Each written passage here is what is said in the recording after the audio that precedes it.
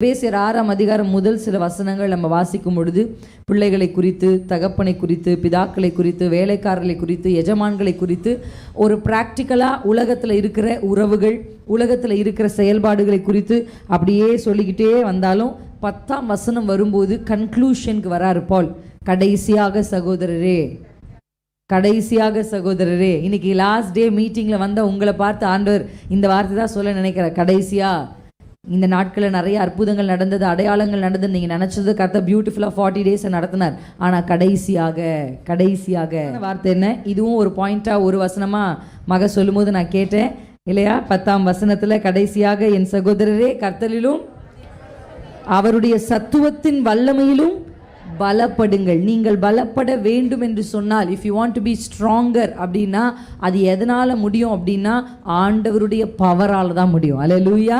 கர்த்தருடைய வல்லமையின் பாத்திரங்களாக, கர்த்தருடைய வல்லமை விளங்குற பாத்திரங்களாக நீங்கள் பலப்படுங்கள் என்று சொல்லி அவர் கடைசியாக யாரை குறித்து சொல்லி முடிக்கிறார் அப்படின்னா பிசாசின் தந்திரங்களை குறித்து சொல்லுகிறார். அல்லேலூயா. நான் முன்னாடியே சொன்னேன், நேற்று சொன்னா இல்லை யூத்ஸுக்கு சொன்னால் நான் ஞாபகம் இல்லை. நம்ம ஒரு விஷயத்தை நம்ம மனதில் வைத்து கொள்ள வேண்டும் என்று சொன்னால், சத்துரு யாரை தள்ள நினைப்பானா நிற்கிறவங்கள தான். அல்லேலூயா. The one who is standing has to be careful. அதனால தான் பால் எழுதுறாரு, பிசாசின் தந்திரங்களுக்கு நீங்கள் எதிர்த்து நிற்க திராணி உள்ளவர்களாய் மாறணும் அப்படின்னு பவுல் எழுதுறார். அல்லேலூயா. அப்போ பிசாசின் தந்திரங்கள் என்பது இன்எவிட்டபிள், அதாவது அதை தள்ளிவிட முடியாது. இப்போ நீங்கள் ஒரு யுத்த களத்தில் நின்று நான் சண்டை போட மாட்டேன் அப்படின்னு நீங்கள் சொன்னாலும் என்ன தான் பண்ணுவாங்க? செத்து தான் போகணும். உங்களுக்கு புரியுதா நான் சொல்லுது? பேட்டில் ஃபீல்டுக்குள்ளே நம்ம வந்துட்டோம். கிறிஸ்துவுக்குள்ளே வரும்போது நிறைய வாலிபர்கள் என்கிட்ட கேட்பாங்க, அது என்ன கிறிஸ்டியன், நான் ஆண்டரை தேட ஆரம்பித்தா தான் எனக்கு பிரச்சனை வருது. அதுதான் ரைட் சைன். நீங்கள் கர்த்தருக்குள்ளே போக போக உங்களுக்கு, நீங்கள் சும்மாவே கர்த்தரை தேடாமல் இருந்தால் நீங்கள் அவன் பக்கத்தில் இருக்கீங்க. நல்லா புரிஞ்சுக்கணும், கிறிஸ்தவத்தில் கிரே லைனே கிடையாது, நடு கோடு கிடையாது. ஒன்று அங்கிட்டு இல்லை இங்கிட்டு, ஒன்று அங்கிட்டு போ இல்லை இங்கிட்டு வா அப்படின்ற மாதிரி. நம்ம ஒரு காலத்தில் அந்த பக்கம் தான் இருந்தோம். அப்போ நமக்கு ஒரு பெரிய பிரச்சனைகள் வந்துதான் எனக்கு தெரில. ஆனால் நீங்கள் கர்த்தருக்குள்ளே நெருங்க உங்களுக்கு எதிர்காற்றுகள் வீசும். நேசித்தவங்க கூட எதிர்மறையாக எழும்ப ஆரம்பிப்பாங்க. திடீர்னு நமக்கு விரோதமாக 4 பேர் பேச ஆரம்பிப்பாங்க. ஏன் இவங்க நம்மளை பற்றி பேசுகிறாங்க, இவங்களுக்கு விரோதமாக நம்ம எதையுமே செய்யலே நீங்கள் யோசிப்பீங்க. ஆனால் இதெல்லாம் பிசாசினுடைய ஆங்கருடைய எக்ஸ்பிரஷன். அல்லேலூயா.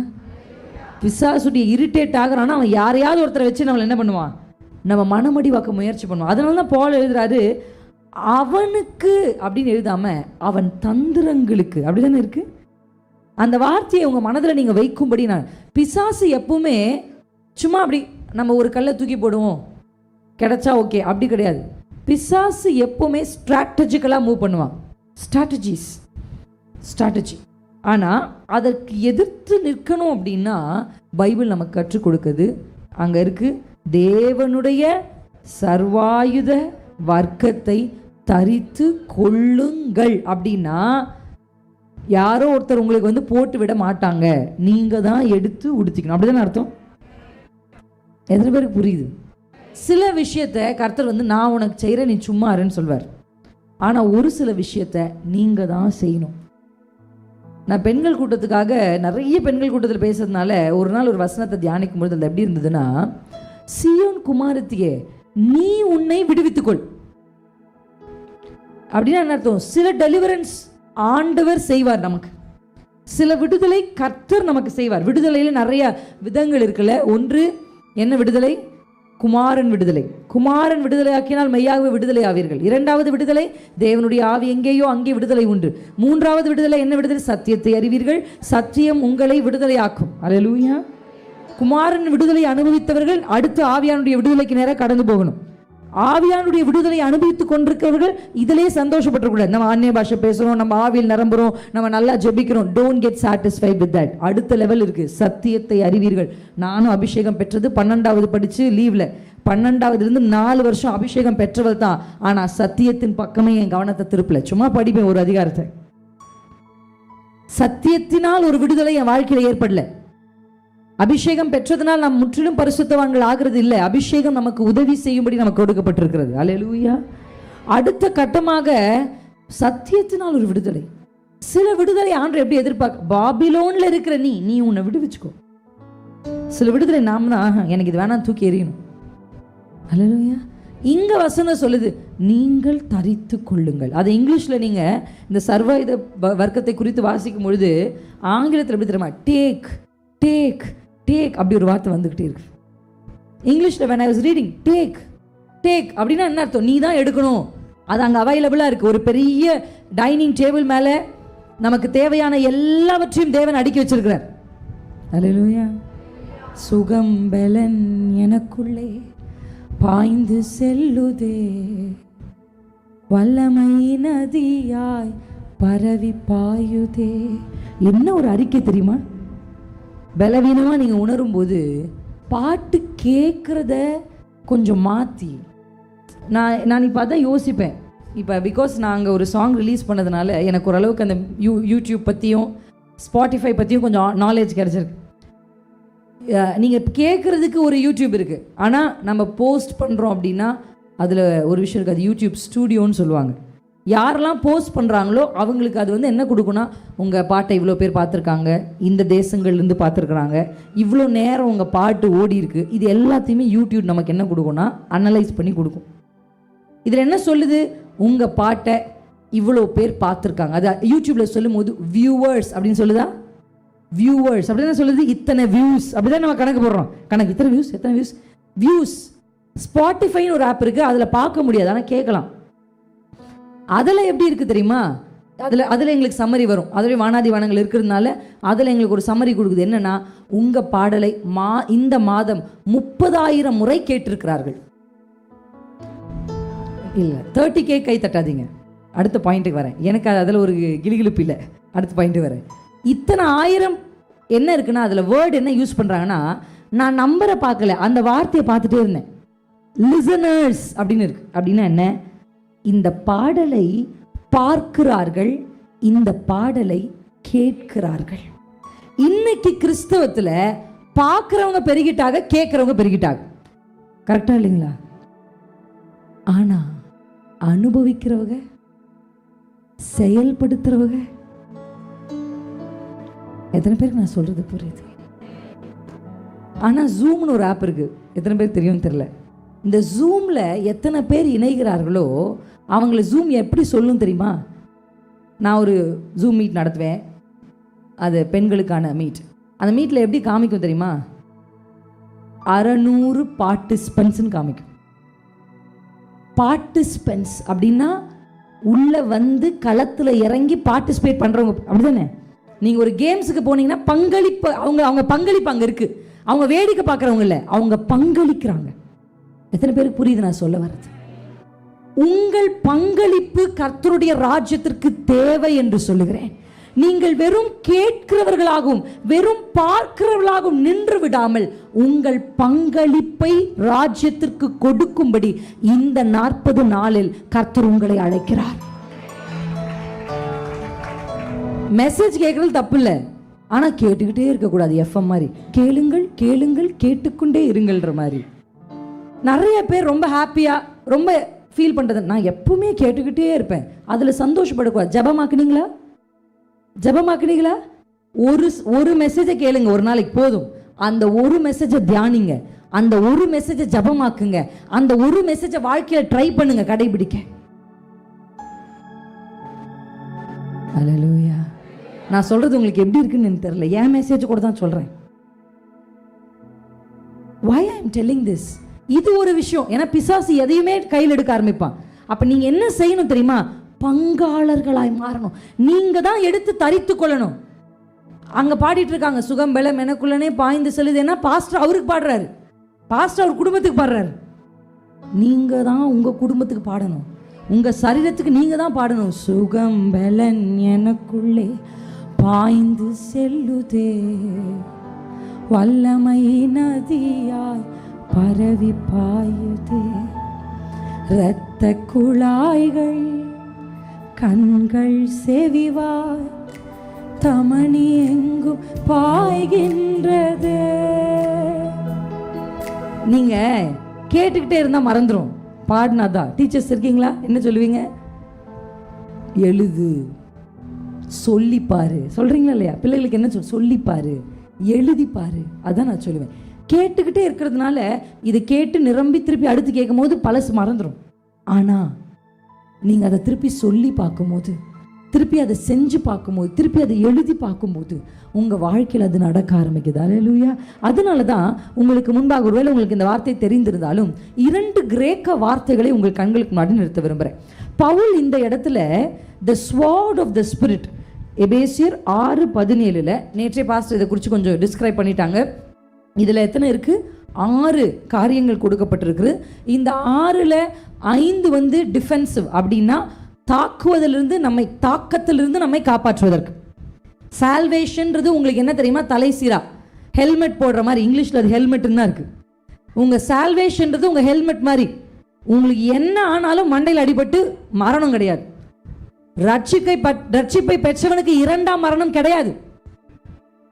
என்னங்க ஆமான்னு சொல்லல? ஏங்க சொல்ல விட்டுட்டீங்க? ஆமேன்னு சொல்லுங்க. அல்லேலூயா, ஆமேன். வசனம் என்ன அழகா எழுதி சொல்றார். நான் எங்கேயோ படிச்சது, மரித்தாலும் அவன் பிழைப்பான். அவன் மறிக்கலாம். ஐ ஆம் த ரிசரக்ஷன். நான் தான் உயிர் தெழுதலும் ஜீவனமாய். என்னை விசுவாசிக்கிறவன் மறிக்க மாட்டான். இல்லை, சரீரம் மறித்து போகலாம், ஆனால் அவனை நான் கடைசி நாளில் உயிரோட்டை எழுப்புவேன். அவன் என்னோட நித்திய காலமாக. அல்லேலூயா.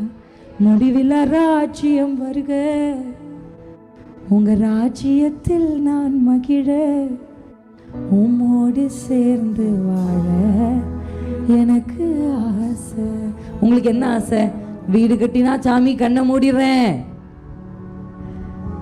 என் பிள்ளை கல்யாணம் பண்ணி வச்சா கண்ணை மூடிடுவேன், நான் சாகிறதுக்குள்ள ஒரு பிள்ளையை பெற்று கொடுத்துரு. ஐயா, இதெல்லாம் ஆசை தான், நான் ஆசைப்படாதீங்கலாம் சொல்லலை. ஆனால் உங்கள் தலையாய ஆசை என்னவா இருக்கணும் தெரியுமா? அவர் கூட உம்மோடு சேர்ந்து வாழ. யாருக்கு ஆசை வரும் தெரியுமா? யாருக்கு ஆசை வரும் தெரியுமா? லவ் பண்ணாதான் வரும். லவ் பண்ணும். நீங்கள் அவரை நல்லா just love him. I just want to say, அவரை நேசிங்க. நம்ம ஒருத்தர் கூட இருக்கிறோம்னு வச்சுக்கோங்களேன், அவங்க கூட இருக்க நமக்கு பிடிச்சிச்சுன்னா அவங்க கூட எப்பவுமே இருக்கணும்னு ஆசை வருதா இல்லையா? ஏன் என்ன வயசு வர்றதுக்கு முன்னாடியே 21 வயசில் ஃபோன் பண்ணி, அக்கா என் வாழ்க்கை என்ன ஆகுன்னு தெரில, எனக்கு யார் புருஷனா வருவான்னு தெரியல. உனக்கு 21 வயசு தானே ஆகுது. அப்படி சொல்லுவேன் நான். உனக்கு என்ன வயசு? ஃபஸ்ட்டு ஆலோசனை கேட்கும் போதே வயசு கேட்பேன். உன் வயசு என்ன? 18 வயசு. உனக்கு என்ன லவ் ஃபெயிலியர் ஸ்டோரி? உனக்கு என்ன 18 வயசில்? விட்டு 25 வயசு 26 வயசு வரும்போது கர்த்தருக்கு சரியாக ஒரு பையனை கொண்டு வருவார். அது வரையும் நீ ஆயத்தப்படுன்னு சொல்லுவேன் நான். எஃபர்ட் நம்ம மேலே போடணும். கர்த்தருடைய ராஜ்யத்திற்கென்று ஆயத்தமாக வேண்டும். கர்த்தர் நம்மளை எதுக்கு தெரியுமா சபை கொண்டு வந்தார்? அங்கே கொண்டு போக தான். ஆமென், அல்லேலூயா. இங்கே பவுல் இதை ஏன் சொல்கிறார் அப்படின்னா, தந்திரங்களை தான் பிசாசு என்ன பண்ணுறான்? கையாளுறான். அவன் எப்படி வரமாட்டான் தெரியுமா? நேரடியாக தாக்க மாட்டான். அவன் தந்திரமாக தான் தாக்குவான். தந்திரம் அவன் யூஸ் பண்ணுறது எல்லாமே தந்திரம். அப்போ அதுக்கு எதிர்த்து நிற்கணும்னா நமக்கு என்ன வேணும்னா அனுபவங்கள் பத்தாது. பல அனுபவங்கள் உடையவர்கள் சரிந்து விழுந்துருந்து நம்ம பார்க்குறோம். Experience man fails. எக்ஸ்பீரியன்ஸ் பத்தாது. எது வேணும் தெரியுமா? சர்வாயுத வர்க்கம். இது நம்ம அவனை அடிக்காமல் இருக்கிறதுக்கு, நம்மளை காப்பாற்றிக்கிறதுக்கு நிறைய போடுறோம். ஆனால் அவனை தாக்குவதற்கு பைபிள் ஒரு வார்த்தை இருக்கு, வேத வசனமாக்கிய ஆவியின் பட்டயத்தையும் என்ன பண்ணுங்கள்? உங்கள் கையில் கேப்ரியல் கொடுப்பார். அப்படி இருக்கா? மிகாவேல் உங்கள் இருதயத்தில் எழுதுவார்னு இருக்கா? நீங்கள் தான் தம்பி எடுக்கணும், நம்ம தான் கையில் எடுக்கணும். நீங்கள் பைபிளில் பார்த்தீங்கன்னா இந்த ஸ்வாட் அப்படின்னு சொல்லும்போது இந்த பட்டயம் நீங்கள் நினைக்கிற மாதிரி இப்படி நீளமாக இருக்கும் பாருங்கள். அந்த பட்டயம் இல்லை, சின்னதாக இருக்கும். பார்த்துருக்கீங்களா கத்தி? அந்த பட்டயம் தான் இது சொல்லுது. இது நீளமான பட்டயம் இல்லை, ஷார்ப்பாக. அது எப்படின்னா, இதுனா வச்சுக்க அப்படின்னு அடிக்கலாம். அது அப்படி கிடையாது, சின்ன கத்தி. இது எப்படி தெரியுமா? குறிபாத்து அட்டாக். அல்லேலூயா, அல்லேலூயா. ப்ரிசைஸ்ட் அட்டாக். இந்த இடத்துல ஆவியின் பட்டயம் வார்த்தை, வேத வசனமாகிய ஆவியின் பட்டயம். இந்த இடத்துல கிரேக்க பதம் என்ன பயன்படுத்தப்பட்டிருக்கு தெரியுமா? ரேமா அப்படின்ற வார்த்தை பயன்படுத்தப்பட்டிருக்கு. அல்லேலூயா, அல்லேலூயா. அந்த ரேமா, REHMA, ரேமா என்ற கிரேக்க வார்த்தை. நீங்கள் யோவான் 1:1 எடுத்துக்கொள்ளணும். இந்த யோவான் 1:1 முன்னாடி இயேசு கிறிஸ்து இந்த பூமியில் பிறக்க போறாருன்ற செய்தியை கேப்ரியேல் என்கிற மனிதன் வழியாக ஆண்டவர் யாருக்கு சொல்றாருன்னா மரியாள் கிட்ட சொல்றாரா இல்லையா? மரியாள் கிட்ட மட்டும் சொல்ல ஆண்டவர் யோசேப்புன்ற ஒரு நீதிமான் கிட்டையும் சொல்றார். அல்லேலூயா, அல்லேலூயா. நீதிமான் யோசேப்பை சொல்றதுக்கான காரணம் என்ன தெரியுமா? அவ தப்பு பண்ணான்னு தெரிஞ்சு கூட அவளை அசிங்கப்படுத்தக்கூடாதுன்னு நினைச்சவன் தான் நீதிமான். அல்லேலூயா, ஆமென். தப்பு பண்ணா கூட அவங்களை என்ன பண்ணாதீங்க, அசிங்கப்படுத்தாதீங்க, மறைவாக தள்ளலாம்னு நினச்சோம். கர்த்தர் அவனை நீதிமான பார்க்குறாரு. இப்போ யோசேப்பு கிட்ட ஆண்டவர் சொல்லும்போது நீ அவளை சேர்த்துக்கொள்ளு, ஏன்னா அவளிடத்தில் உற்பத்தி ஆகியிருக்கிறது பரிசுத்த ஆவியினால தான் ஆயிருக்கு, அதனால் நீ மரியாதை சேர்த்துக்கொள்ளணும் அப்படின்னு ஆலோசனை சொன்னதுக்கப்புறம் ஒரு முக்கியமான வார்த்தையை கேப்ரியேல் கனவுல சொல்லியிருப்பார். என்னன்னா, நீ அவருக்கு என்ன பேர் வைக்கணும்? இயேசுன்னு பேர் வைக்கணும். ஏன் இயேசுன்னு பேர் வைக்கணும் அப்படின்னா, அவர் இந்த உலகத்தை ரட்சிக்கிறவர். அல்லேலூயா. பிள்ளைகளுக்கு நல்ல பேர் வச்சு நல்ல பேரை சொல்லி கூப்பிடுங்க. பிங்கு, டிங்கு, கங்கு, கிங்குலாம் கூப்பிடாதீங்க. அது என்ன அர்த்தம் தெரியவே தெரியாது. அர்த்தமே இல்லாத ஒரு பேரை கூப்பிட்டு பிள்ளை வாழ்க்கையை அர்த்தம் இல்லாமல் போயிடுச்சு. உண்மையா இல்லையா? பேர் ரொம்ப முக்கியம். கர்த்தர் நம்மளை பெயர் சொல்லி அழைப்பவரே, உள்ளங்கையில் என்னை வரைந்தவரே. அப்பா நம்மளை எப்படி கூப்பிடுறாரு? நான்லாம் பார்த்துருக்கேன். ஒரு பிள்ளை ஃபோன் பண்ணி அழுகிறா, 18 வயசு கூட அல்ல அவளுக்கு. எங்கள் அம்மா எப்போ பார்த்தாலும் என்ன ஒரு வார்த்தை, அந்த வார்த்தையை கூட நான் சொல்ல விரும்பல, அப்படி தான் கூப்பிட்றாங்க. என்னை பேர் சொல்லி எங்கள் அம்மா கூப்பிட்றதில்ல, எப்போ பார்த்தாலும் அதுவே இதுவே இதுவே அதுவேன்னு கூப்பிட்றாங்க. ஆனால் இங்கே பார்த்தா ரிஷத்தக்க ரபலன்னுப்பாங்க அந்த அக்கா தான். ஆனால் அங்கே போயிட்டா இதுவே அதுவே இதுவே அதுவே. என்னது அது? பிள்ளைகளை பேர் வச்சா சாமுவேல்னு பேர் வச்சா சாமுவேல்னு கூப்பிடுங்க. நீங்கள் கூப்பிட நான் நிறைய இடத்துல அதை சொல்லியிருக்கேன். இங்கே பெரிய தாத்தா ஒரு ஆயர் லுத்ரன் சபையில், அந்த ஊர்லேயே ரொம்ப சேட்டை பண்ணி சுற்றிட்டு இருந்தவர். அவர் எல்லாரும் இவர் என்னடா இந்த டீச்சருக்கு போய் இப்படி ஒரு சேட்டை பையன் பிறந்திருக்கானே அப்படின்னு சொல்லிட்டு இருப்பார். ஆனால் எங்கள் தாத்தா அவர் எப்படி கூப்பிடுவார்? நல்லவனே அப்படின்னு கூப்பிடுவாராம். எப்படி கூப்பிடுவார்? அவர் இப்படி போன நல்லவனே உள்ளவா அப்படின்னு கூப்பிடுவாராம். அவர் அப்படி கூப்பிட்டதுனாலையோ கூப்பிட்டு நல்லவனே நல்லவனே நல்லவனேன்னு கூப்பிட்டு இப்போ அவர் ஏஜி பாஸ்டர் ஆயிட்டார். இந்த சாட்சியை என்ன உட்கார வச்சு அவர் சொல்றாரு ஸ்டேஜில். அப்போதான் எனக்கே தெரியும் எங்கள் தாத்தாக்கும் அவருக்கும் அந்த தொடர்பு இருந்தது. இவங்க தாத்தா தான் நான் கெட்டவனா இருக்கும்போது என்னை நல்லவனேன்னு கூப்பிட்டார். அவருடைய வாயிலிருந்து வந்த வார்த்தையின்படியே இன்னைக்கு நான் நல்லவனா ஊழியக்காரனா ஆயிட்டேன்னு சொன்னார். அவ்வளோ சந்தோஷமா இருந்தது. நீங்க எப்படி உங்க பிள்ளைகளை கூப்பிடுறீங்க? கூப்பிடணும். அதான் ரேமா. அல்லேலூயா. இயேசுன்னு பேர் வை அப்படின்னு சொன்னாரா? இயேசுன்னு பேர் இயேசுக்கு எதுக்கு கொடுக்கப்பட்டதுன்னா, அவர் இந்த பூமியில ரட்சகர்ன்ற ரோல் எடுக்கிறதுனால. எத்தனை பேருக்கு புரியுது?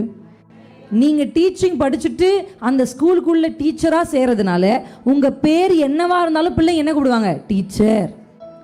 இப்போ இயேசு ரட்சகரா பூமிக்கு வந்ததுனால அவருக்கு இயேசுன்னு பேரு. அவர் அபிஷேகம் பெற்றவராக இருந்ததுனால அவருக்கு கிறிஸ்துன்னு பேரு. அல்லேலூயா, அல்லேலூயா. உங்களுக்கு புரியுதா நான் சொல்றது? அப்ப இயேசு கன்னி மரியாளிடத்து கர்ப்பத்திலிருந்து வெளிவருவதற்கு முன்பாக அவருக்கு என்ன பேரு? அவருக்கு என்னதான் பேர்? அவர் ரட்சகரா வந்ததுனால அவருக்கு இயேசுன்னு பேரு. ஆனா இயேசுவா அவர் வர்றதுக்கு முன்னாடி இருந்தாரா இல்லையா? அவரு இருந்தாரு. இயேசு புதுசா என்ன அப்பா உருவாய் வந்தார் இல்ல, அது ஒன் ஆஃப் த எக்ஸ்பிரஷன். அதுக்கு முன்னாடி இயேசு இருந்தாரா? அப்ப அவருக்கு என்ன பேரு? என்ன யோசிச்சிருக்கீங்களா? உங்களுக்கு என்ன பேர்? ஆமா, 35 வருஷம் ஆச்சு வச்சுக்கப்பட்டு. அதுக்கு முன்னாடி அவருக்கு என்ன பேரு? அதை தான் யோவான் எழுதுறாரு. ஆதியிலே இயேசு இருந்தார் இல்ல, வார்த்தை இருந்தது. அவருக்கு என்ன பேரு தெரியுமா? வார்த்தை. வார்த்தையானவரே, ஆதியில் இருந்தவரே, எனக்காய் வந்தவரே, எல்லாம் தருபவரே. ஃபர்ஸ்ட் அவர் எப்படி இருந்தார்னா வார்த்தையானவரா இருந்தார். அந்த வார்த்தையானவர் தான் எப்படி வந்தார்னா இயேசுவா வந்தாரு. அல்லேலூயா. இதை தான் யோவான் 1:1 யோவான் 1:3 வாசிக்க போறோம். 1:1 ஆதியிலே வார்த்தை இருந்தது. இருக்கா? அந்த வார்த்தை இங்கேயும் என்ன இருந்ததுன்னா வேத வசனம்னு இருக்குல்ல, வேர்ட். எபேசியர் 6 இருக்கிற வேர்டுக்கு ரேமான்னு பேர். எழுதிக்கோங்க. யோவான் 1:1 இருக்கிற வேர்டுக்கு என்ன பேர் தெரியுமா? லோகோஸ் அப்படின்னு பேர். லோகோஸ், LOGOS தான் 2 கிரேக்க வார்த்தைகள். லோகோஸ். 3ஆம் வசனத்தை வாசிக்கலாமா? சகலமும் அவர் மூலமாய் உண்டாயிற்று, உண்டானது ஒன்றும் அவர். இப்போ நம்ம இப்படி அவர்னு இருக்குல்ல, எத்தனை பேர் அந்த பைபிள் வாசிச்சிருக்கீங்க? எப்படி வாசிச்சிருக்கீங்க?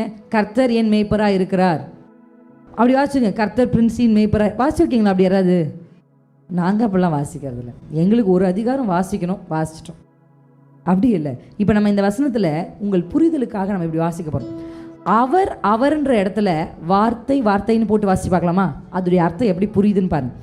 சகலமும் வார்த்தை மூலமாய் உண்டாயிற்று, உண்டானது ஒன்றும் வார்த்தை அல்லாமல் உண்டாகவில்லை. அல்லேலூயா.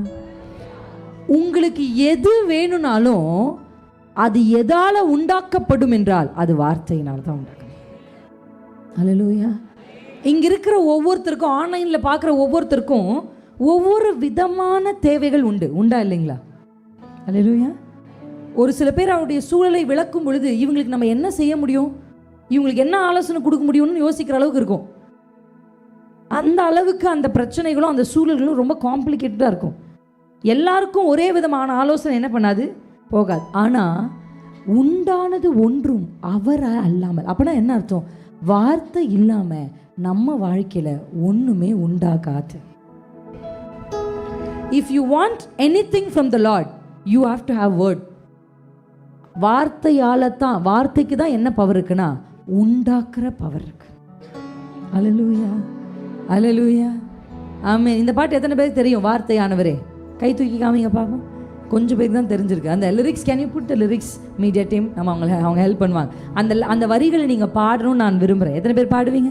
வார்த்தையானவரே, ஆதியில் இருந்தவரே, எனக்கா எல்லாம் தருபவரே, வார்த்தையானவரே, ஆதியில் இருந்தவரே, எனக்காய் வந்தவரே, எல்லாம் தருபவரே, வார்த்தையானவரே. அந்த லைன் நல்லா கவனிக்கலாமா?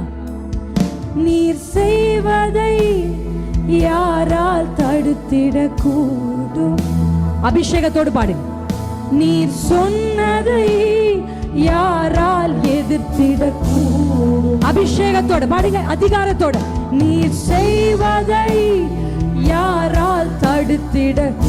சவால் விடுங்க சத்துருக்கு. நீர் சொன்னதை யாரால் எதிர்த்திடக்கூடும்? இப்பதான் ஃபயர். நீர் செய்வதை தடுப்பவன் இல்லை, நீர் சொன்னதை எதிர்ப்பவன் இல்லை, நீர் செய்வதை தடுப்பவன் இல்லை, நீர் சொன்னதை எதிர்ப்பவன் இல்லை, வல்லமை நிறைந்த வார்த்தையானவரே, இயேசுவே.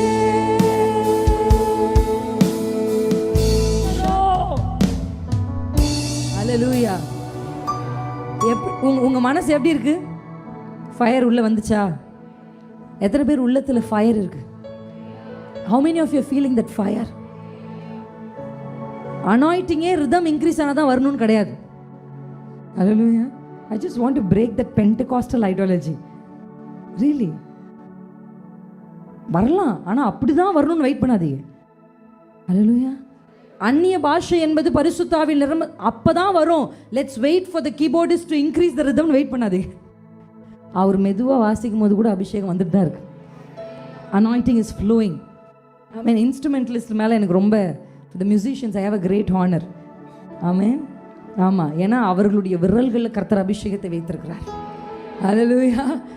சும்மா தாவீது கீதம் அப்படி சும்மா வாத்தியத்தை வாசிக்கிற மாதிரி இருந்துச்சு, பட் அது மூலிமா டெலிவரன்ஸ் நடந்துச்சு. அல்லேலூயா.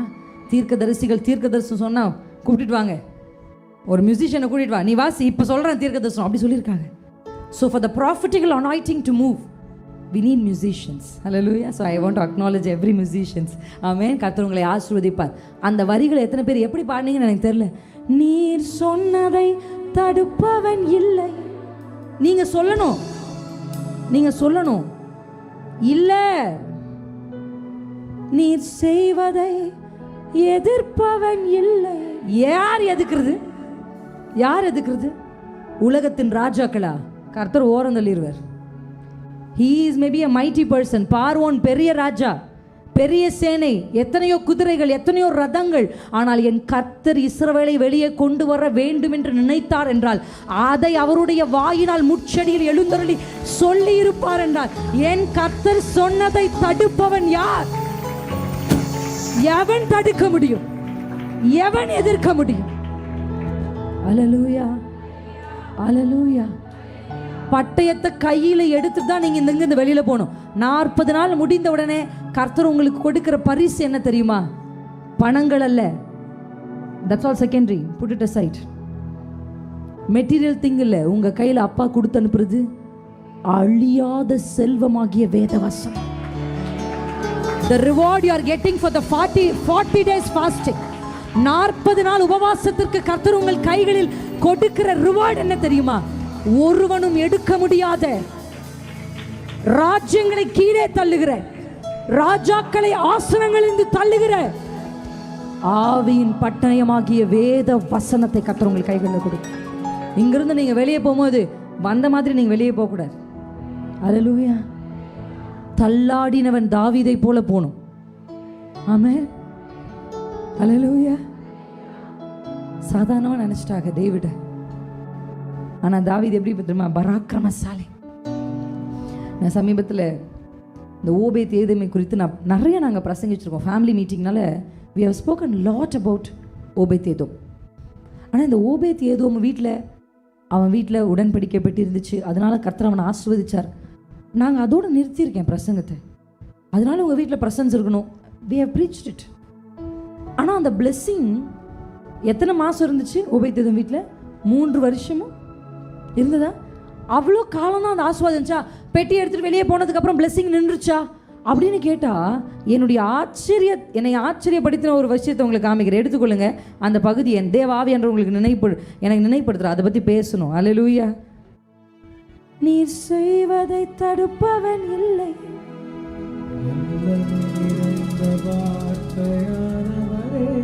எடுத்து வாசிக்கலாமா? Thank you Jesus. 1 நாளாகமம் 6ஆம் அதிகாரம் 12ஆம் வசனம். 1 நாளாகமம் 6ஆம் அதிகாரம் 12ஆம் வசனம். அகிதூப் சாதோக்கை பெற்றான், சாதோக் சல்லூமை பெற்றான். 1 நாளாகமம் 26ஆம் அதிகாரம் 5ஆம் வசனம். 26ஆம் அதிகாரம் 5ஆம் வசனம். 1 நாளாகமம் 26:5. யோசபாத், யோவாக், சாக்கார். முந்தைய வசனத்தை வாசிப்போம். ஓபேத் ஏதோமின் குமாரர் மூத்தவனாகிய செமாயா. ஓகே, இப்பதான் அந்த வசனங்கள் எத்தனை அவருடைய மூத்தவர் பெயர், அடுத்தவர் பெயர் சொல்லிட்டே வராரு. சொல்றாரா? லாஸ்ட் லைன் 5ஆம் அதிகாரத்துடைய கடைசி வார்த்தை என்ன வருதுன்னா, தேவன் அவனை என்ன பண்ணியிருந்தார்? ஆசீர்வதித்து இருந்தார். அந்த ஆசீர்வாதம் ஓபேத் ஏதோமோடு நிக்கல, அடுத்து அவன் பிள்ளைகள் மேலும் அந்த ஆசீர்வாதம் என்ன பண்ணிருக்கு? வந்திருக்கு. அடுத்த வசனத்தை வாசிக்கும் பொழுது, அவன் குமாரனாகிய செமாயாவுக்கு குமாரர் பிறந்து அவர்கள் பராக்கிரமசாலிகளாய் இருந்து தங்கள் தகப்பன் குடும்பத்தை ஆண்டார்கள். அல்லேலூயா. இந்த ஓபேத் ஏதோமுக்கு பிள்ளைகளின் பிள்ளைகள்லாம் பிறக்கிறாங்க. உங்களுக்கு தெரியுமா? அவங்க மொத்த பிள்ளைகள்னு எழுதல, அவங்கள பராக்கிரமசாலிகள்னு எழுதியிருக்கு. அந்த வசனத்தை படிக்கும்போது எனக்குள்ள ஒரு ஃபயர். நான் சொன்னேன், ஆண்டவரே, நான் பிள்ளையை வளர்க்கக்கூடாது, நான் பராக்கிரமசாலியை வளர்க்கணும். எத்தனை பேருக்கு புரியுது நான் சொல்ல வருது? பராக்கிரமசாலிகளை வளர்க்கணும். அப்போ ஒரு பராக்கிரமசாலி கையில் என்ன இருக்கணும் தெரியுமா? பட்டயம் இருக்கணும். பட்டயம். இந்த பட்டயத்தை தான் நம்ம இந்த லோகோஸையும் ரேமாவையும் புரிந்து கொள்றதுக்கு நேற்று நம்ம வாசிச்ச அந்த அதிகாரம் எடுத்து வாசிக்கலாமா? மத்தேயு, நமக்கு தெரியும் 4ஆம் அதிகாரம். ஜீசஸ் பிசாசினால் சோதிக்கப்படுவதற்கு ஆவியானவராலே யார் கொண்டு போகப்பட்டது? அல்லேலூயா. இது பேரு டெம்டேஷன். ஆங்கிலம் தெரிந்தவர்கள் 2 வார்த்தை எழுதுங்க உங்க டைரியில. ஒன்று டெம்டேஷன், இன்னொன்று டெஸ்ட். தமிழ்ல 2த்துக்குமே சோதனைன்னு வந்ததுனால நிறைய குழப்பங்கள் வருது இல்லையா? தேவன் தீமையினால் சோதிக்கிறவர் அல்ல அப்படின்னு வசனம் இருக்கு. ஆனா பார்த்தா ஆபிரகாமை கர்த்தர் சோதித்தார் அப்படின்னு இருக்கு. கரெக்டா இல்லையா? இப்போ இதுதான் இங்கிலீஷ்ல 2 வார்த்தையாக கொடுத்துருக்காங்க. ஒன்று டெம்டேஷன். டெம்டேஷன் என்பது பிசாசு கொடுக்கிற சோதனை, உலகம் கொடுக்கிற சோதனை. ஆனால் டெஸ்ட்ன்றது என்ன தெரியுமா? அது தேவன் நமக்கு அனுமதிக்கிறது. இப்போ பிசாசினால் சோதிக்கப்படுவதற்கு யார் கொண்டு போனது? யார் கொண்டு போனது? நீங்க இருந்தா எனக்கு இப்படி நடந்திருக்குமான்னு எத்தனை பேர் கேள்வி கேட்டீங்க? கேட்டீங்களா? இதான் பதில். ஆண்டவர் தான் கொண்டு போனார்.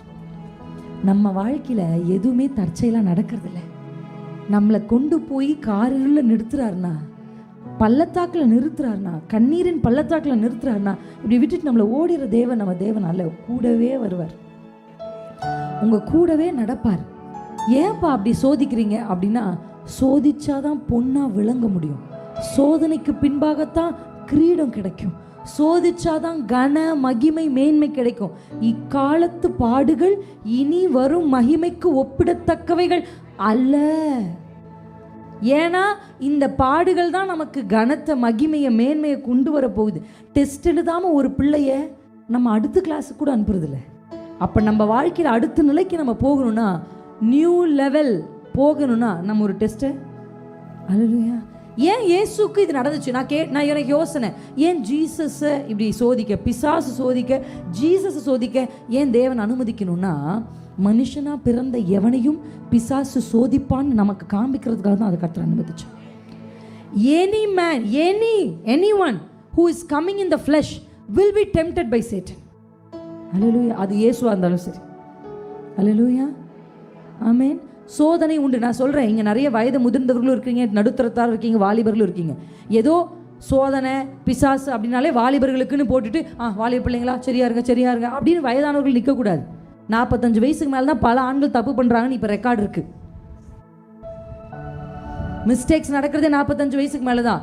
வாலிபத்தில் கூட தன்னை கட்டுப்பாடாக வைத்து கொண்டவர்கள் இல்லை. இப்போ பாருங்க, சமுதாயத்தில் பாருங்க, 45 வயசுக்கு மேலே தான் ஒருத்தரும் புதுசாக கேட்குறாங்க, புது தவறுகளை செய்கிறாங்க.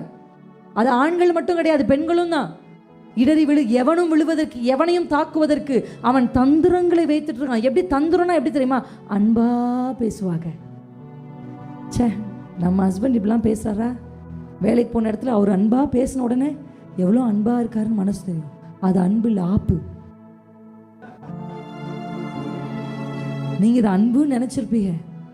ஐயோ, எது செஞ்சாலும் இந்த அக்கா ஓடி ஓடி கொடுக்குறாளே நினைப்பீங்க. தெரியாது. அதனால தான் பிசாசு எப்பவுமே தோ நான் பிசாசு வந்திருக்கிறேன் அப்படின்னு வரமாட்டான். தோ அக்கா வந்திருக்கேன்டா அப்படி கூட வருவான். வாய்ப்பு இருக்கு. அதனால தான் அவன் தந்திரமா வருவான்னு பைபிள் எழுதியிருக்கு. இப்போ சர்வாயுத வர்க்கெல்லாம் போட்டு என்ன ஒரு பயலை காணும் அப்படின்னு யோசிக்காதீங்க. அதுதான் வசனம். பட்டை ஏன் பிடிக்கணும்? பிசாசு இப்போ வந்து இயேசுவை சோதிக்கிறான், டெம்டேஷன் வருது.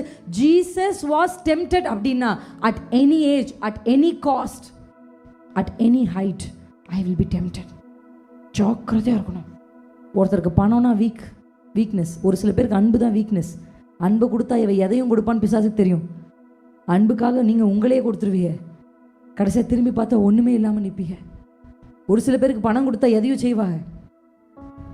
ஒரு சில பேருக்கு பணமும் வேணாம், அன்பு வேணாம், கம்பெனி போதும். இவன் கூடவே வரனா இவனுக்காக கொலை கூட பண்ணுறான். இப்போ சமீபத்தில் கேட்டீங்களே, 4-5 வாலிபர்கள் குடித்து வெறித்து ரோட்டில் இருக்கிற மொத்த பேரையும் வெட்டியிருக்கான். இவன் எது சும்மா வெட்டி பார்க்கணும்னு நினச்சான் அவன். அவ்வளோதான். ஒரு கம்பெனிக்காக எதையும் பண்ணுறான் இன்னைக்கு வாலிபன். ஆமாம், பிசாசு தந்திரங்களோடு வருகிறான்.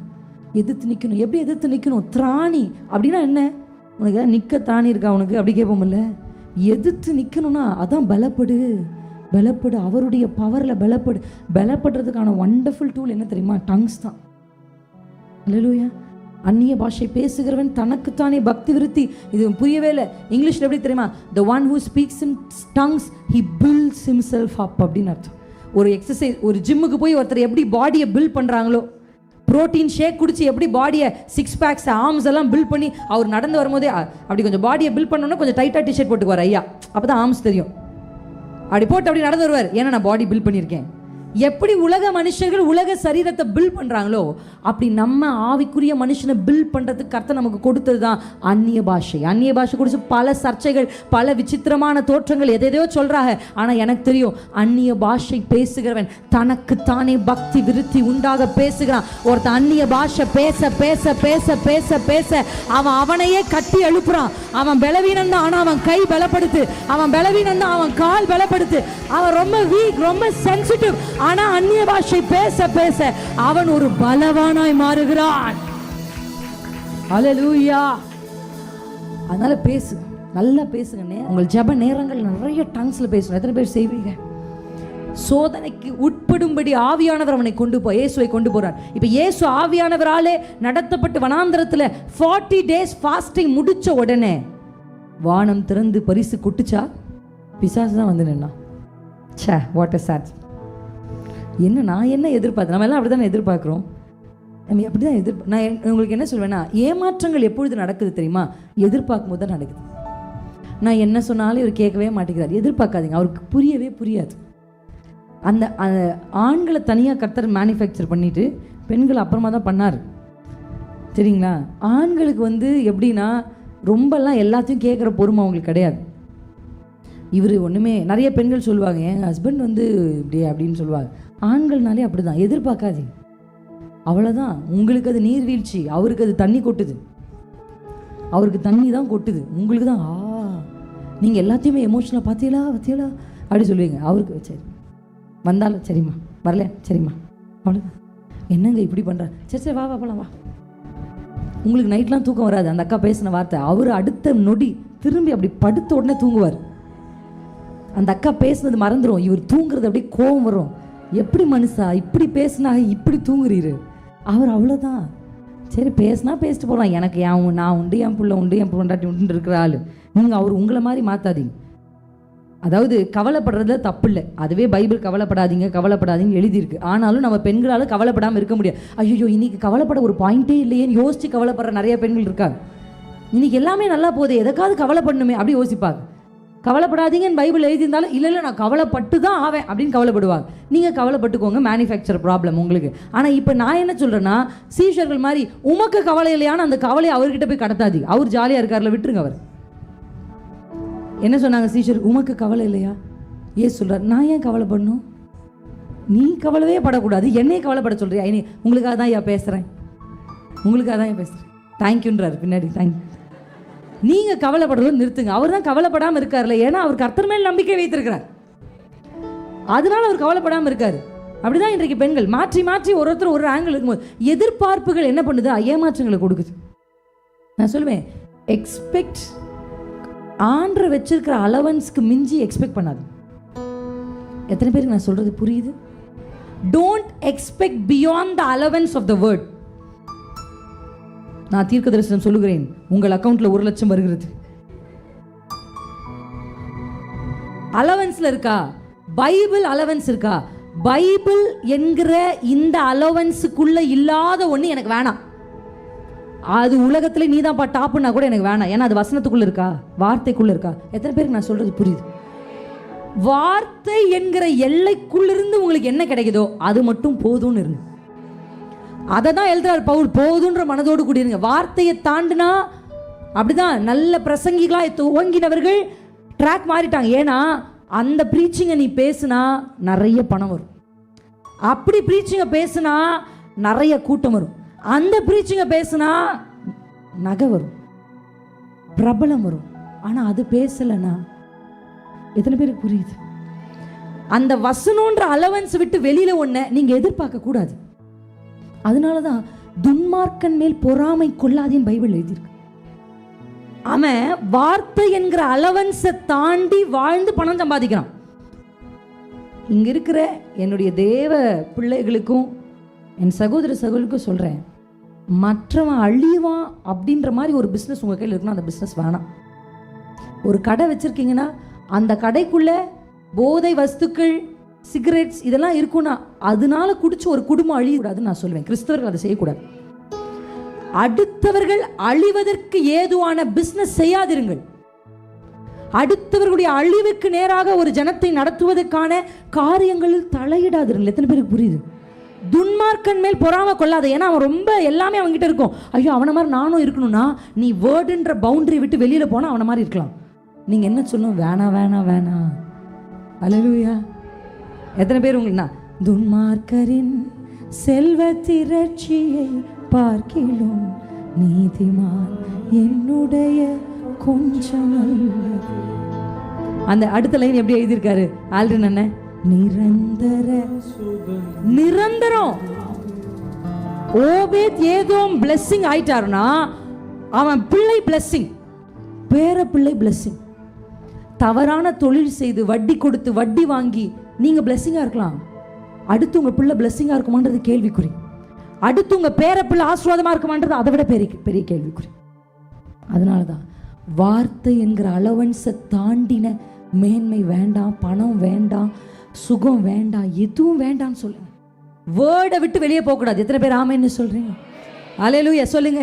துன்மார்க்கரின் செல்வ திரட்சியை பார்க்கிலும் நீதிமான் என்னுடைய கொஞ்சம் நிரந்தர சுதந்திரம் இது. கர்த்தர் என் கர்த்தர் எனக்கு நீர் தந்தது, நித்தம் பெருகும் கிருபை கொண்டது. கர்த்தர் எனக்கு நீர். ரெண்டு கையை உயர்த்தி பாடுங்க, அர்ப்பணிச்சு. வார்த்தை என்கிற எல்லைக்குள்ள வாங்க, வார்த்தை என்கிற எல்லைக்குள்ள உட்படுத்தி வாங்க.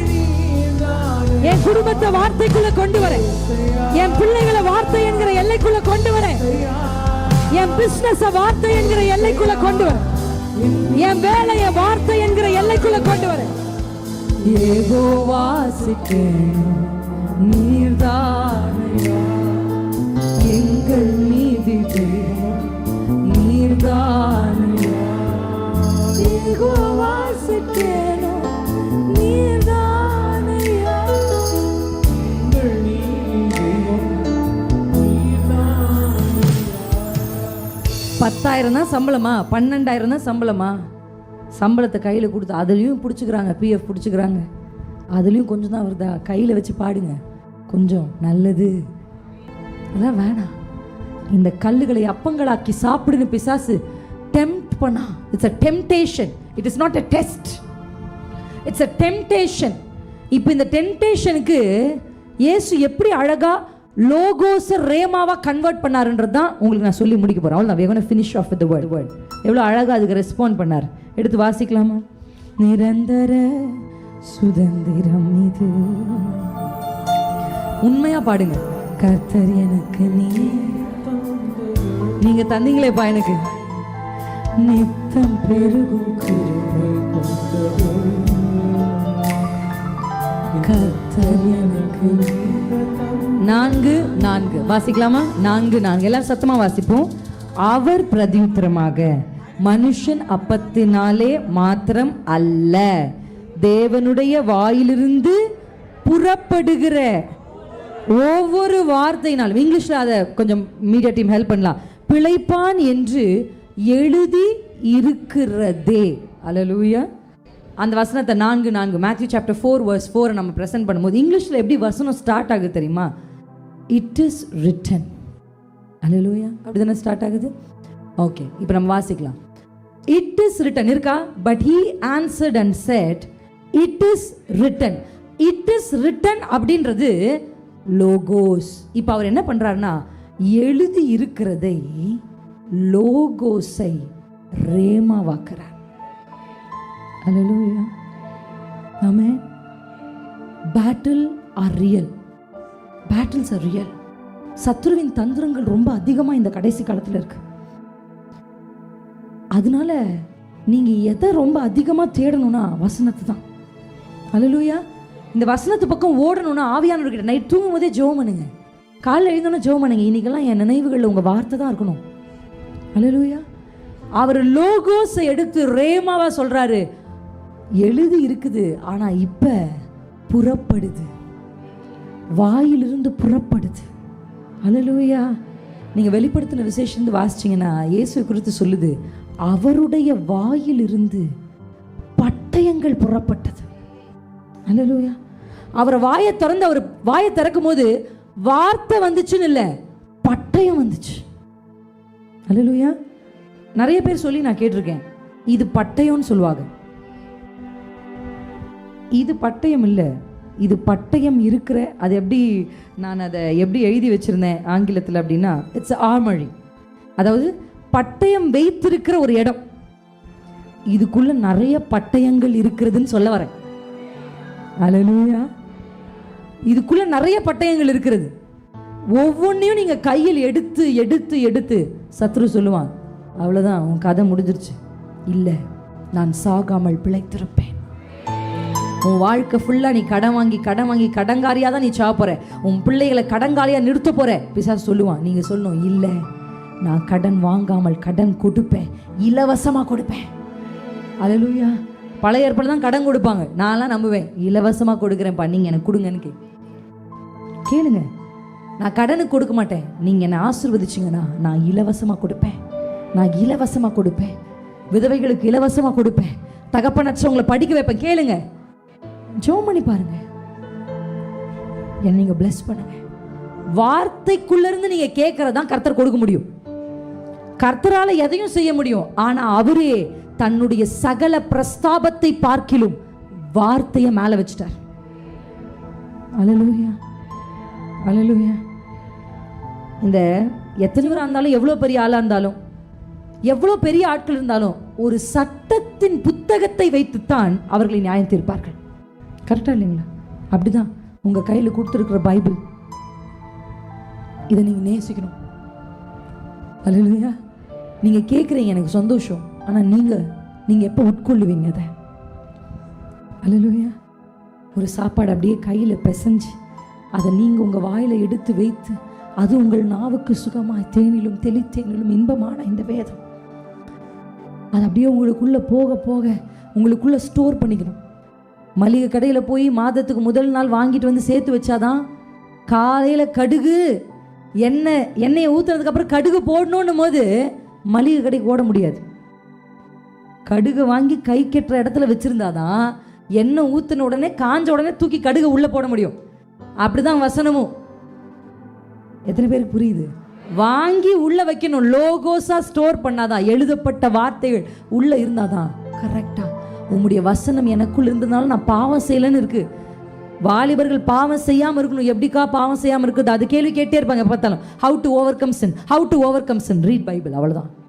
ஸ்டோர் வேர்ட்ஸ் இந்த பைபிள். வசனத்தை உங்க மனசுல வை. கரெக்டான சமயத்தை அந்த வசனம் வெளியே கர்த்தனை, அதுதான் பரிசுத்த ஆவியானவர். அவர் என்ன பண்ணுவார் தெரியுமா? சொல்லி இருக்கிறதே பைபிள்ல பரிசுத்த ஆவியானவர் குறித்து ஏசு சொல்லும்போது அவர் நினைப்பூட்டுவார் அப்படின்னு எழுதி. லோகோஸ் ரேவா, இப்ப இந்த லோகோஸ் எழுதிருக்குல்ல, அந்த ரேமா மற்ற பிசாசு ஓடுவான் உங்க வீட்டை விட்டு. ஹல்லேலூயா. யாரோ ஒரு வல்லமை உள்ளவர் வந்து என் வீட்டுக்குள் வந்தாதான் இல்ல, வார்த்தை இருக்குல்ல உங்க வீட்டுல, வார்த்தையை அறிவிக்கிற உதடுகள் உங்கள் வாய்களில் இருக்குல்ல, அபிஷேகம் உங்களோடு இருக்குல்ல, ஆவியானவர் உங்களுக்குள்ள இருக்காருல்ல, அப்ப யாரை தேடுகிறீர்கள்? வேற என்ன வேணும்? வேர்ட் இருக்கு, ஸ்பிரிட் இருக்கு. ஸ்பிரிட்டையும் வேர்டையும் ஆக்டிவேட் பண்ற ஒரு மனுஷன் இருக்கிறான். போதாதா? விடுதலை, சுகம், ஆரோக்கியம், நன்மை, மேன்மைகள். எங்கும் ஓட வேண்டியதில்லை, எங்கும் திரிய வேண்டியதில்லை. நீங்கள் பெற்ற அபிஷேகமே சகலத்தையும் உங்களுக்கு போதிக்கும் என்று எழுதியிருக்கிறபடி இந்த வாசனம் உங்க கையில இன்னைக்கு என்ன பரிசு கர்த்தர் கொடுத்து 40 நாள் வந்தனே, உங்க கையில அப்பா கொடுக்கிற பரிசு என்ன தெரியுமா? இதுக்கப்புறம் இந்த பைபிளை நீங்க திறக்கும் போது, உங்க பிரகாசமுள்ள மனக்கண்கள் வழியாக இதை நீங்க படிக்கும் போது, இந்த வேதம் உங்களுக்கு ரகசியங்களை வெளிப்படுத்தும். உங்க குடும்ப பிரச்சனைக்கு சரியான வார்த்தைகள் இந்த வசனம் உங்களுக்கு கற்றுத்தரும். உங்க கணவனை மனைவி எப்படி கையாளணுன்றது இந்த வேதம் கற்றுக் கொடுக்கும். உங்க பிள்ளைகளை எப்படி நடத்தணும்னு இந்த பைபிள் கற்றுக் கொடுக்கும். சமயத்துக்கு ஏற்ற வார்த்தைகள் இந்த வசனம் உங்களுக்கு காண்பித்து கொடுக்கும். I really want you to take up your Bible, read it, chew it, swallow it. விழுங்க. இந்த வார்த்தை தான் உங்க கையில கர்த்தர் கொடுக்கிற பட்டயம். இதை நீங்க ஒரு பைபிளா பார்க்காம, ஒரு பட்டயத்தை கர்த்தர் உங்களுக்கு கொடுக்கல, பல பட்டயங்களை உள்ளடக்கிய ஒரு வேதத்தை கையில் கொடுத்துருக்கேன். It's not just a single sword. எப்பெல்லாம் பிசாசு உங்களுக்கு முன்னாடி வந்து உங்களை டெம்ப்ட் பண்றானோ இதை நீங்க கையில் எடுக்கலாம். 2 ஆங்கிள் சொல்லியிருக்கேன் உங்களுக்கு வேர்ட்ல. 1, இந்த வார்த்தை தான் எதையும் உருவாக்கும். 2, இந்த வார்த்தை எதையும் அழிக்கும். சகலமும் அவர் மூலமாய் உண்டாகும். உங்களுக்கு எது வேணும்னாலும் இங்கே தாங்க இருக்கு. நீங்கள் எதை அழிக்கணும்னாலும் இதை கொண்டு தான் அழிக்க முடியும். இருபுறமும் கருக்குள்ள பட்டயம். அல்லேலூயா, அல்லேலூயா. This word can make someone live. This word destroy kingdoms, destroy kings. ராஜ்யங்களை ராஜாக்களை அழிக்கிற பவரை இந்த வசனம் ஆகிய பட்டயம் வச்சிருக்கோம். ஏன்னா நமக்கு ஏதோ சும்மா சாதாரணமாக பக்கத்து வீட்டு அக்காவோட மாமியாரோட மாமனாரோட இப்படியே சண்டை போடாதீங்க, நிறுத்துங்க. குடும்பங்களுக்கு நான் தயவாக சொல்கிறேன், ஒரு மாமியாரும் ஒரு மருமகளும் சேர்ந்து ஜெபிச்சிங்கன்னா உங்கள் தலைமுறை மொத்தமாக ஆசீர்வதிக்கப்படும். உங்களுக்கு இந்த ரகசியம் தெரியுமா? எனக்கு தெரியாது, பிசாசுக்கு தெரியும். அதனால தான் தக்காளி வெங்காயத்தை வச்சு சண்டையை ஆரம்பிக்கிறான்.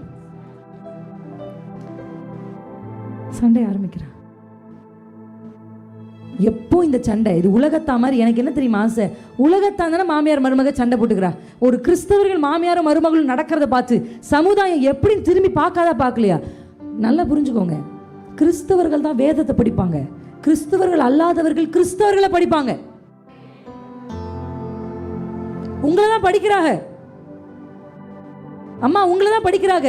நீங்க எப்படி உங்க மருமகளை நடத்துறீங்கன்றத படிக்கிறாங்க. நீங்க எப்படி உங்க மாமியாரை கவனிக்கிறீங்கன்றத படிக்கிறாங்க. நீங்க எப்படி உங்க மனைவியை கனப்படுத்தி சீ வா போ அப்படி பேசுவாங்க சில ஆண்கள், நான் பார்த்துருக்கிறேன். ஆடா மாடா வசனம் சொல்லுது, பெண்கள் தான் ஆண்களை கனப்படுத்தணும். கரெக்ட், நாங்கள் உங்களை கனப்படுத்துவோம், நீங்க தான் தலை, எந்த சந்தேகமும் இல்லை. நான் என் கணவரை கனப்படுத்துவேன், அவர் எடுக்கிற முடிவு தான் எங்கள் வீட்டில் ஃபைனல் டிசிஷன். நிறைய என் கணவர்கிட்ட சொல்றது நீங்க பார்த்துக்கோங்க தான் நான் சொல்லியிருக்கேன். ஆனால் பைபிள் அதே எபேசியர் தான் எழுதியிருக்கு, ஒருவரை ஒருவர் கனம் பண்ணுங்கள். வேலைக்காரி இல்லை அந்த அம்மா, உங்களோட பயணிக்க வந்த பார்ட்னர். கனம் பண்ணுங்க அந்த அம்மாவை, ஹானர் பண்ணுங்க, ஒருவரை ஒருவர் கனப்படுத்துங்க. குடும்பங்களில் கனப்படுத்துறதை பழகுங்க. பிள்ளைகளை அப்படி சும்மா அப்படி சட்டை பண்ணுறது, அப்படி பேச அப்படி பண்ணாதீங்க. எங்கள் அத்தை மாமாவை நான் மதிக்கிறது ஏன் தெரியுமா? எங்களை கனப்படுத்துவாங்க, அவங்க ஹானர் பண்ணுவாங்க. பிள்ளைகளை நீங்கள் கனப்படுத்தி பாருங்கள், உங்கள் பிள்ளைகள் மற்றவர்களை தானாக கனப்படுத்தும். நீங்கள் அதுங்களை அப்படி ஆச்சுன்றதுனால தான் அதுங்க பாட்டி தாத்தா ஒரு மாதிரி பேசுதுங்க. ஏன் அப்படி நடக்குது? நீங்கள் பாட்டி தாத்தாவை அப்படி பேசுகிறத பிள்ளைங்க பார்க்குறாங்க. அதனால மூத்தவர்களை வயதானவங்க உங்கள் பிள்ளைகள் அப்படி பேசுகிறாங்க.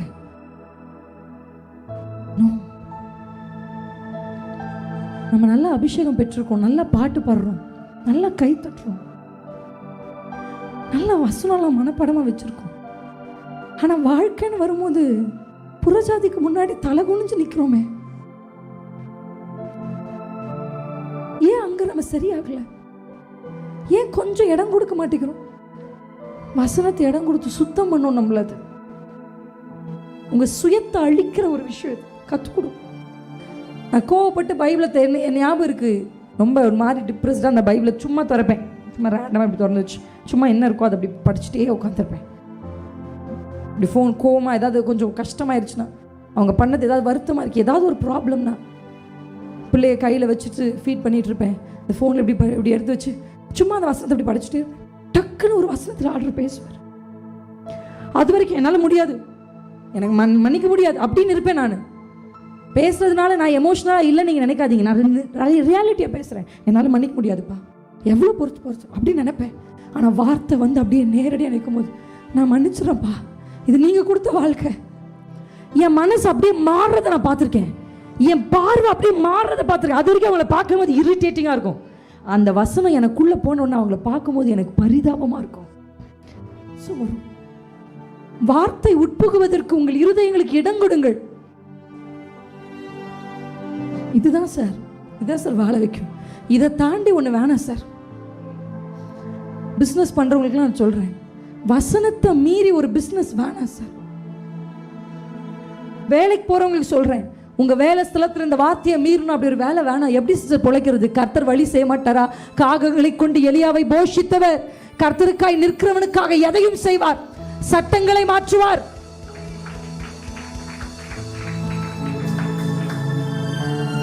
God wants to do something mighty. வெறுங்கையா நீங்கள் போகக்கூடாது.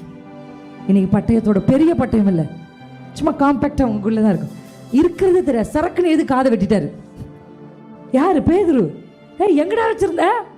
பொட்டுன்னு போட்டியே. ஆண்டவர் சொன்னார், காதை வெட்டாத, சத்ருவை வெட்டு, உன் கையில் நான் பட்டயம் தருவேன். நீ எழும்பி நின்று பேசும்போது 5000 பேர் 3000 பேர் ரட்சிக்கப்படுவாங்க. மாம்சத்தோட சண்டை போடாத, ஆவியில சண்டை போடு பேதுரு. அல்லேலூயா. இல்லாத மாதிரியே இருக்கும். டெம்டேஷன் வரும்போது டக்குன்னு எடுத்து, இல்லாமை வரும்போது எல்லாவற்றையும் வார்த்தையால் தான் உண்டாக்க முடியும். சமாதானம் வேர்ட் தான். நீங்கள் வீட்டில் போய் வாட்ச் பாருங்க. Word is so beautiful.